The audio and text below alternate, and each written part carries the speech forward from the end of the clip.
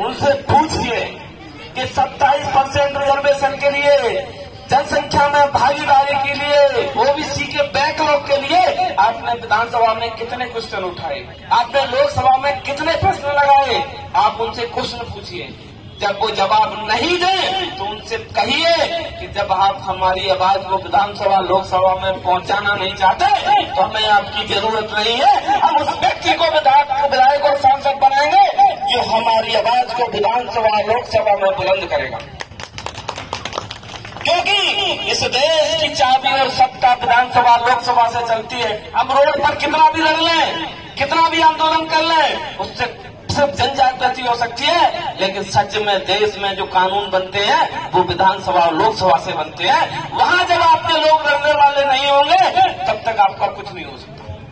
लोग कहते हैं कि जो ओबीसी महासभा, आप तो राजनीतिक बात करते हैं या ऐसा है चुनाव की बात है तो राजनीतिक बात हो गई, सामाजिक संगठन है। हम सामाजिक सबसे बड़े संगठन हैं, लेकिन इस देश में सामाजिक विकास की चाबी राजनीति में है। जब तक राजनीति में वो लोग नहीं जाएंगे जो सामाजिक भावना रखते हो, जो पिछड़ों के विकास की भावना रखते हो, जो पिछड़ों को हक अधिकार की भावना रखते हो, तब तक समाज का उत्थान नहीं हो सकता। आप सोचिए, इस मध्य प्रदेश में 1,70,000 पद बैकवर्ड का अपने ओबीसी का बैकलॉग खाली है और इस मध्य प्रदेश में 23,000 पंचायतें हैं। बहुत सारे सरपंच होंगे, सरपंच साहब ये भी बैठे हैं, वो पूछ लेना। एक गांव में लगभग 4-5 गांव भी, यदि मान लो किसी में 1 गांव भी होता है, किसी में 2 गांव भी होते हैं, तो किसी में 6 गांव भी होते हैं। हम ऑन एवरेज 5 गांव मान के चले या 4-5 गांव, तो हम समझो कि 1 लाख गांव पूरे देश में होंगे, पूरे प्रदेश में होंगे। आप सोचो, जब 1,80,000 बैकलॉग भरा जाएगा, वो सिर्फ पिछड़ों के लिए है, उसमें कोई दूसरा नहीं ले सकता। बैकलॉग मतलब जो हमारा थोड़ा थोड़ा भर्तियों से इकट्ठा होकर बच गया है।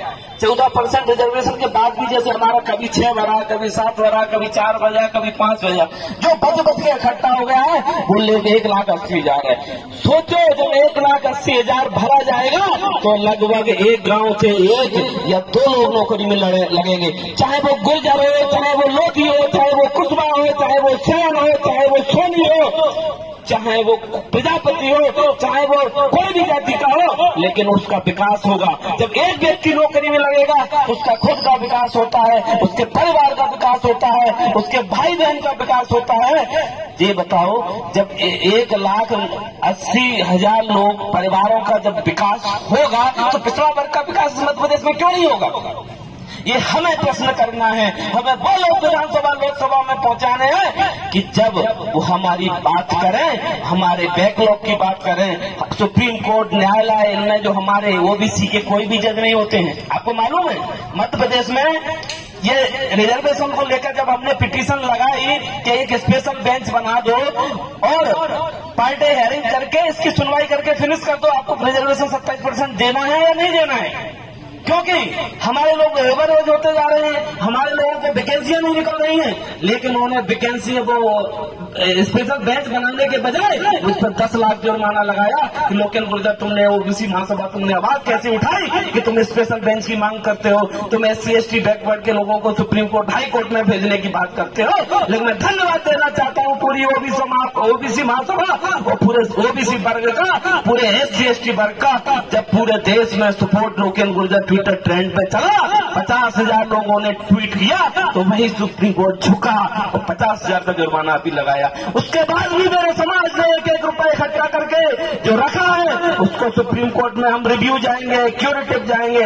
जब नहीं लगेगा तब 1-1 रुपए जो सिक्के रखे हैं वो सुप्रीम कोर्ट में 5 दिन गिन के बाद की छाती पे मारूंगा। लो जातिवादी जजो, तुम कभी पिछड़ों के दलितों का उत्थान नहीं कर सकते, तुम हमेशा सिर्फ पिछड़ा वर्ग को, दलितों का दबाने का काम कर सकते हो।